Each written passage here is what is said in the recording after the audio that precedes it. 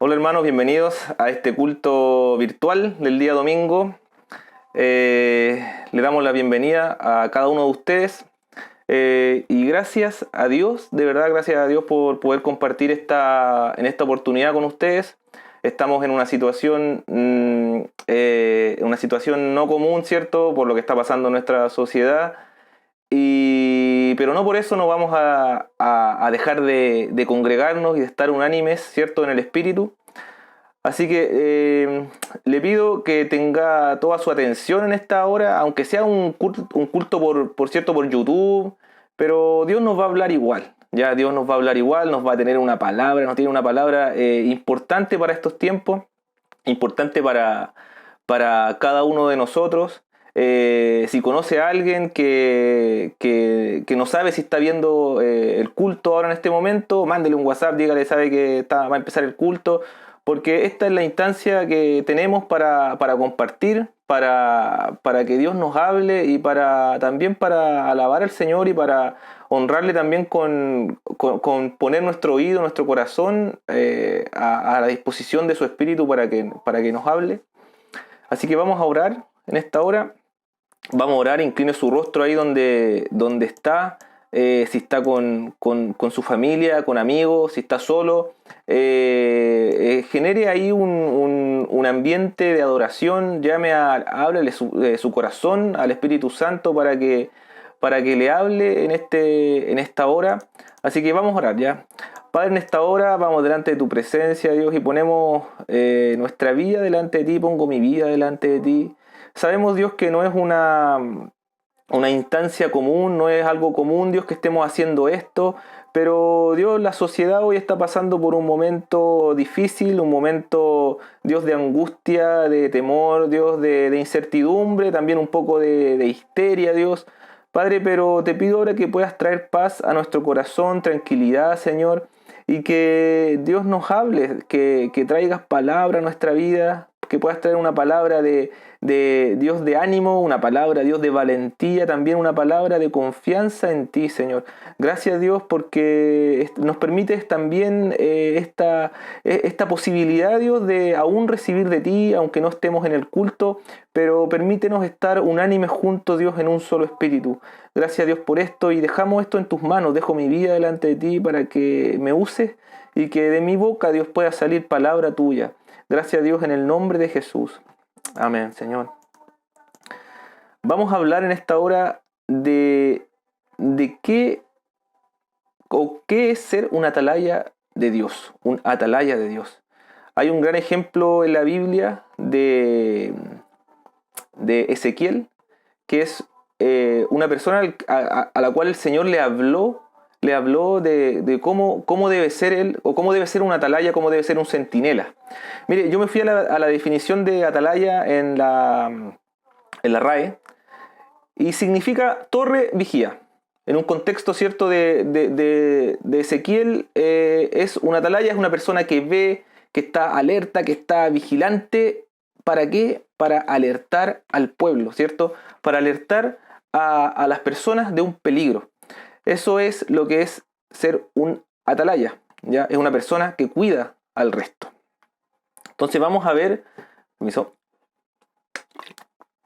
vamos a ver en Ezequiel capítulo 3, del 1 en adelante, vamos a ver algunas características del atalaya y vamos a ir leyendo de a poco el capítulo. Yo voy a leer la versión NTV, que es un poco más entendible en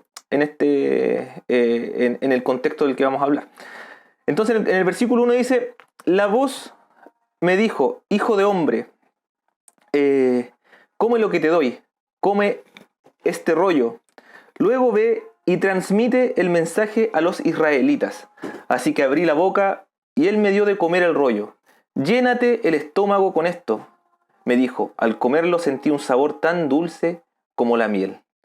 Entonces, aquí vemos lo que hace el Señor con Ezequiel. Y lo primero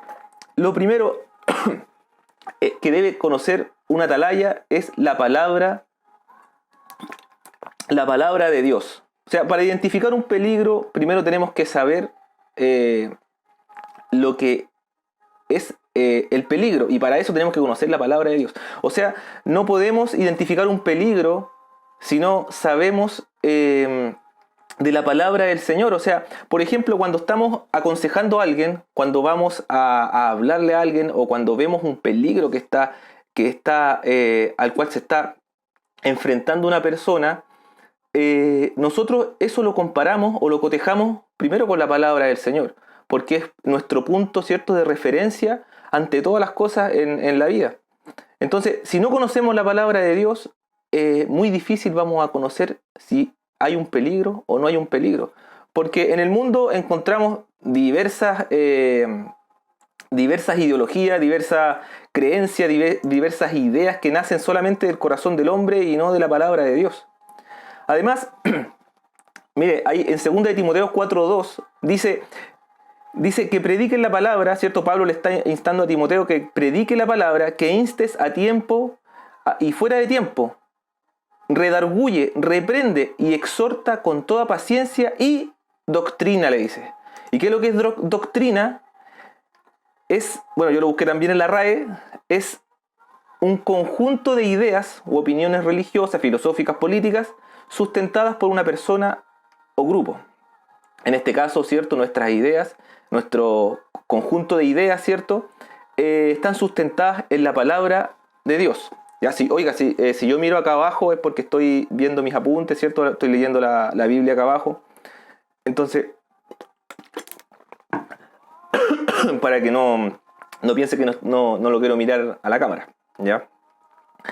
Entonces, lo primero que tenemos que conocer como un buen atalaya es la palabra del Señor. Porque si no conocemos la palabra del Señor, no vamos a tener con qué comparar un posible peligro que tal vez no es un peligro, o tal vez estamos viendo algo muy livianamente y en realidad sí es un peligro. Y no lo podemos identificar porque no conocemos la palabra del Señor. Lo segundo que tenemos que entender de un atalaya es que Dios es quien envía a este atalaya.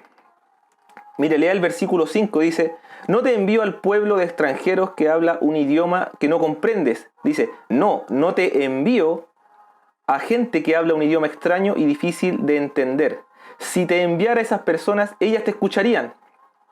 Pero a los israelitas no te escucharán a ti, como tampoco me escuchan a mí. Bueno, ahí vemos en el versículo 5 que dice que Dios lo envía. A veces tememos aconsejar. A veces tememos aconsejar, reprender a alguien o exhortar a alguien. Pero saben que Dios es quien nos amonesta a hacer eso. Es Dios quien nos amonesta, es el Espíritu Santo que nos abre los ojos y nos dice, nos hace ver que la situación a la que debemos Dios alertar. Si tenemos fundamento bíblico para decir, sabes que esta situación está mal, hay algo que se debe hacer, no debemos temer, porque el fundamento bíblico no nos va a... O sea, perdón. El fundamento bíblico nos va a dar la razón, porque si tenemos fundamento bíblico, es Dios el que está hablando, es Dios el que ya habló en su palabra, y si hay fundamento bíblico, no tenemos de qué temer, porque si Dios te dio el conocimiento de algo, si Dios te habló, por ejemplo, Dios, no sé, te habló en el área familiar, ¿cierto?, de cómo restaurar la familia, o te habló en el área matrimonial de cómo restaurar un matrimonio, entonces ya hay palabra de Dios en tu vida en esa área y no tienes que temer a poder enfrentar una situación para ayudar a alguien, para reprender a alguien o para exhortar a alguien, para aconsejar a un matrimonio, a una familia, en esas cosas que Dios ya te ha hablado.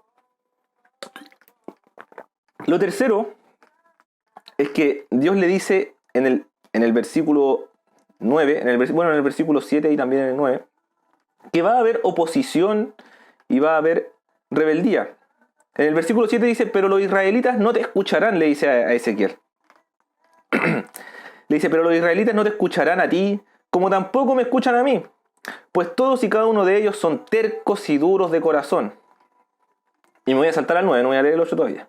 Y el 9 dice, endurecí tu frente tanto como la roca más dura. Por lo tanto, no le tengas miedo ni te asustes con sus miradas furiosas, por muy rebeldes que sean. Entonces, Dios le advierte a Ezequiel, le dice, ellos son rebeldes, son porfiados, son duros.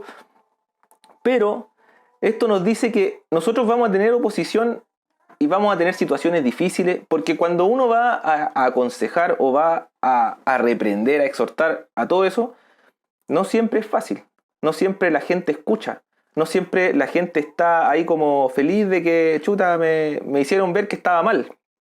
A veces la gente no le gusta eso, a veces la gente se enoja. O a veces no encuentro las palabras, o a veces soy inexperto en eso. Entonces, va a haber oposición, es así. Y el Señor se lo dice a Ezequiel que va a haber oposición. No todo va a ser fácil, no todo va a ser todo va a estar a mi favor, sino que va a haber rebeldía y oposición. Y más que nada eso es en el corazón de las personas que nace esa rebeldía. Pero también le dice en el versículo 8, sin embargo, mira, te he hecho tan obstinado y duro de corazón como ellos.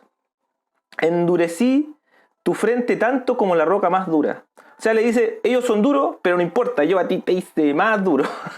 Pero no se trata de eso, se trata de que Dios te hace la persona idónea para el momento al que estás enfrentándote. Si Dios te pone enfrente de una persona para hablarle, Dios está capacitándote, Dios te hizo para eso.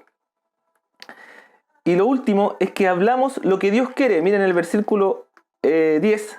Dice, luego agregó, hijo de hombre, que todas mis palabras penetren primero en lo profundo de tu corazón. Escúchalas atentamente para tu propio bien. Después ve a tus compatriotas desterrados y dile, esto dice el Señor soberano. Haz, te escuchen o no. O sea, hablamos lo que Dios quiere. ¿Ya? No hay que dar consejo confiando en nuestro propio juicio o pensamiento. Eso está completamente equivocado. No debemos dar consejos pensando en lo que chuta, yo creo que esto. Los consejos que demos tienen que ir fundamentados en la palabra de Dios. Así, solamente así, Dios podrá hablar a través de nosotros. Porque Dios no habla a través de nuestras ideas, de nuestro don de, no sé si han escuchado el don de cachativa. No, eso Dios no lo usa. Dios usa su palabra. Él dejó su palabra y por eso el primer punto, ¿cierto?, era conocer su palabra. Y así Dios podrá hablar a través de nosotros. Y si no hay fundamento bíblico, lo mejor es que no demos consejos si no estamos claros con un sustento bíblico para ello. ¿Sabes qué? Luego, después más adelante, Dios le habla a Ezequiel y le dice, permiso, voy a buscar aquí el capítulo. En el mismo capítulo, ¿cierto? En el mismo capítulo 3, en el versículo 16 le habla derechamente de lo que es ser un centinela, pero en el capítulo 33 Dios le vuelve a hablar a Ezequiel. Y esta parte quiero leer el capítulo 33 porque me gusta más, es un poco más específico el Señor cómo habla de una atalaya o de un centinela, ya según la versión que ustedes lean. Y aquí habla de la responsabilidad tanto de la atalaya como del pueblo. Y es interesante esto, mire, la responsabilidad de la atalaya, primero, es estar atento, ¿cierto? Tiene que observar, tiene que escuchar, luego de saber primero la palabra de Dios y todo lo que y saber que va a tener oposición, confiar que Dios es el que lo envía, confiar que la obra es de Dios y también de confiar de que Dios va a hablar a través de nosotros.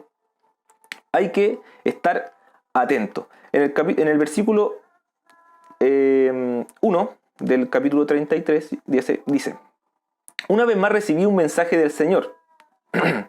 Hijo de hombre, da este mensaje a tu pueblo. Cuando yo envío a un ejército contra un país, los habitantes de este país escogen a uno de los suyos para que sea centinela o atalaya.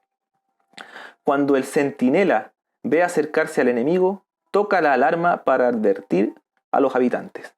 Entonces, la responsabilidad del atalaya es primero estar atento, escuchar, ¿ya? Identificar a través, ¿cierto?, de la palabra del Señor.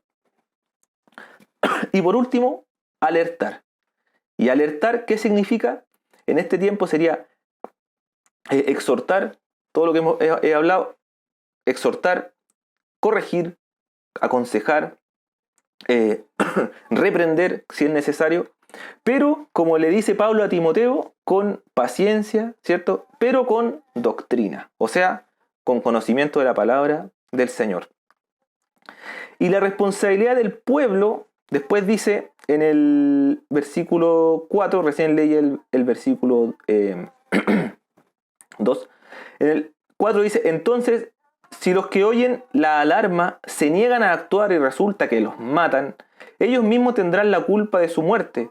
Oyeron la alarma pero no hicieron caso. Así que la responsabilidad es de ellos. Si hubieran prestado atención a la advertencia, podrían haber salvado sus vidas. Entonces, la responsabilidad del pueblo, tiene dos responsabilidades del pueblo. Lo primero es oír el consejo, o sea, prestar oído a lo que el atalaya le está diciendo. Entonces, ¿a quién le gusta escuchar que estamos mal? ¿A quién le gusta escuchar o a quién le gusta que lo confronten y le digan, ¿sabes qué? Mira, estoy viendo esta situación y yo necesito darte este consejo, necesito darte esta reprensión, mira lo que dice la palabra de Dios. Y cierto, todo fundamentado con la palabra del Señor. A veces no nos gusta que nos enfrenten así. A veces no es cómodo, ¿cierto? Que nos saquen de nuestra zona de confort, donde quizás estamos cómodos, donde quizás, o tal vez no nos damos cuenta que estamos en ese peligro. Pero para eso Dios tiene a otras personas que nos alertan de ese peligro. Y la segunda responsabilidad del pueblo es obediencia. Debemos tener humildad para aceptar el consejo que me están dando. Y que la reprensión es porque me aman. Pero no solo eso, sino también debo hacer algo al respecto. O sea, debo obedecer. Si una persona viene a mí y me dice que me abre los ojos, ¿cierto? Y me dice que estoy mal en esto. O me da un consejo porque, ¿sabes qué? Si lo haces de esta forma, o mira esto así, y lo hace con un fundamento bíblico, debo tener la humildad para escucharlo y la humildad para decirle al Señor, Señor, ¿sabes qué? Me hablaste y es verdad, tengo que cambiar. O es verdad, no estaba viendo este peligro, y darle gracias al Señor porque puso una persona para alertarme de esto. Y a veces cuesta porque no es cómodo, ¿ya? No es cómodo. A mí algunas veces también me ha pasado, me han alertado y he tenido que agachar el moño, como se dice. He tenido que entender que es Dios el que me está hablando a través de mi hermano, de mi hermana, muchas veces a través de mi esposa, que es la que me confronta en la mayoría de las veces, ¿cierto? Y hay que tener humildad y entender que es Dios el que nos está hablando a través de ese hermano. Después en el capítulo 6 dice, ahora bien, si el centinela ve acercarse al enemigo y no toca la alarma para advertir a la gente, él será responsable de la cautividad del pueblo. Todos morirán en sus pecados, pero haré responsable al centinela por la muerte de ellos. Entonces el centinela también tiene una responsabilidad, o el atalaya, ¿cierto? Tiene una responsabilidad de que si él vio el peligro, es tu responsabilidad alertar. Muchas veces nos quedamos callados, no alertamos.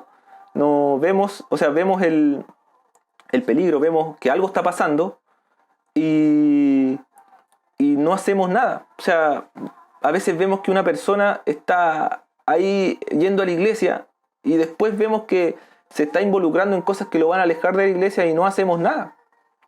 Y es ahí donde Dios necesita de ti como atalaya, para que cuides al resto, alertes al resto y no permitamos que el enemigo entre a su pueblo. Permiso.